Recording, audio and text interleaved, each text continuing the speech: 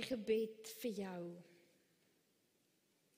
is dat jy in hierdie Kerstyd verantwoordelikheid sal vat vir jou vreugde. Dat jy daaraan sal werk, saam met God en saam met ander. My gebed vir jou is dat as jy sukkel daarmee, dat jy hulp sal kry.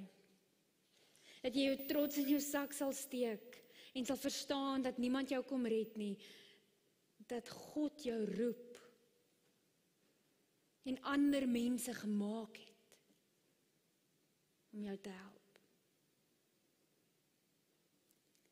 Ek wil afsluit vandag deur 'n sin, kom ons noem dit 'n geloofsmantra, wat ek vir ons wil herhaal as 'n gebed.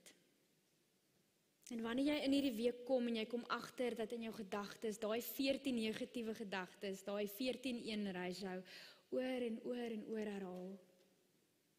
Kies om jou gedagtes doelbewus te stop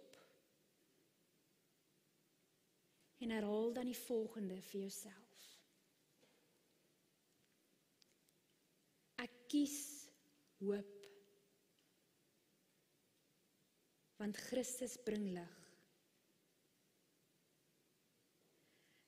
Ek kies vreugde, want sy belofte is seker. Ek kies liefde,